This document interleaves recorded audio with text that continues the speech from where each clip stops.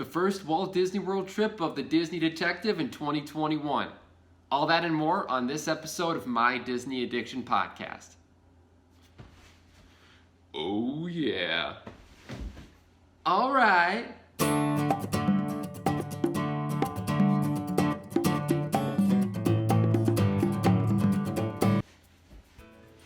Hopefully I did a pretty good impression of your number one ghost host, Chris. He's not here today. It's just gonna be me to you, mano a mano, Disney Detective to the Disney Addicts. Gonna quickly just do a talk on my trip to Walt Disney World last week. It was a lot of fun. I'll keep it brief because I want to sort of have a dialogue with Chris during the next episode. So it was still a lot of fun. It was 8 days, 7 nights. We started off at oh my gosh, it was a week ago. I don't know why I am blanking on this. We started off at Old Key West, the first Disney Vacation Club resort. We had a 3-bedroom villa because my family is huge. So 6 people, we tried to get our own rooms. That was a lot of fun just to see where it all started. Because a little fun fact, DVC, or Disney Vacation Club, they were just testing it out. You know, it was back in the early 90s and it just ballooned. It just skyrocketed. People loved DVC, and now you can find DVC almost anywhere around Walt Disney World. You have the Epcot Resort Villas, you have Animal Kingdom Lodge, you have the Magic Kingdom Resort Villas, and then some more not off property, but ones that aren't really close to any of the main 4 parks. So that was a lot of fun. The weather was quite chilly, especially in the morning. I mean, granted, it was January, 10th or so. So, gotta take it with a grain of salt. But it did warm up nice to like the low 70s, high 60s. I only did swim once during my trip, and that was the last day before I came back. So at least I got to use my swimsuit. Anyway, the park's capacity was set at 35% in January, and they didn't even reach that cap. I mean, it was probably 15 to 20%. Crowd level was the best. Like, I could not remember a time where we had better crowds. It was insane. Of course, fast passes are not a thing right now, so we just waited in line. They did a great job in social distancing in the queue. Of course, we had to wear masks in the parks and on the rides.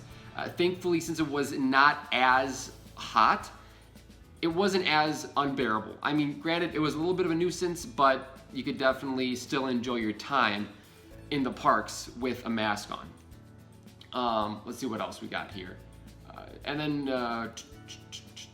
So I did end up staying, like I said, at the Old Key West Resort for the first, I think, 4 nights. My family did a split stay. So after that, we went to the Epcot Resort of Beach Club. So we stayed at a 2-bedroom Beach Club villa.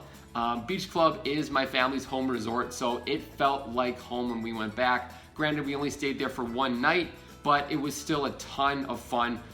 I maintain that they have the best swimming pool in all of Walt Disney World. It's that mile-long, windy, sandy bottom swimming pool with so many amenities. They have the best slide, the flying jib slide, which is actually close to Crescent Lake. And Crescent Lake, you can, it sort of overlooks the boardwalk in the Yacht Club, Swan and Dolphin, as well as Beach Club. But the flying jib slide is actually on a marooned ship, or like, you know, a washed up pirate ship. You go up to the crow's nest and you slide down this long slide. You go through a couple of waterfalls, and then you end up in the Beach Club pool, which is pretty rad. And then they have a cool lazy river. They have a lot of bridges that you can walk to get to different areas of the pool. They have a pool volleyball net always set up. The lifeguards are having fun. You know, they're playing music. They're doing games with the kids. And of course, right next to it, outside of the pool, you have Beaches and Cream, one of the best places to get ice cream on Disney property. Now, that was sold out, not sold out, reserved, completely reserved by the time we tried to get a reservation for Beaches and Cream. So next time when I go, I'm definitely gonna make a reservation 60 days out. The parks were great. We hit up all of them. Of course, we didn't really do the water parks because it was still a little bit nippy, but I had a phenomenal time. It went by like that, as per usual on all vacations. It doesn't just have to be a Disney vacation where it seems to go by so quickly. And yes, that's right. The Festival of the Arts was at Epcot. So typically, Festival of the Arts starts late January and goes to late February. But with COVID and how Disney sort of, I think they didn't do the Disney Marathon weekend in January like they usually do, which allowed Epcot to move the Festival of the Arts start date a little bit earlier. So as a Disney fine art buff, as well as just an art buff in general, I was over the moon when I heard that we'd be able to see a couple of days of the Festival of the Arts. So that was a lot of fun. A lot of amazing Disney fine artists were there to sign work, paint during the park hours, show off some of their great pieces, and Disney also put up a couple of kiosks with some really cool, interesting, fun, artistic food that you could have. So it was sort of like a little bit of a Epcot Food and Wine Festival, plus checking out some cool new Disney art. So I had a fun time at Epcot. That was probably my favorite park just because of the time that we went, because that's where all the art was. But easily went on Rise of Skywalker a couple of times.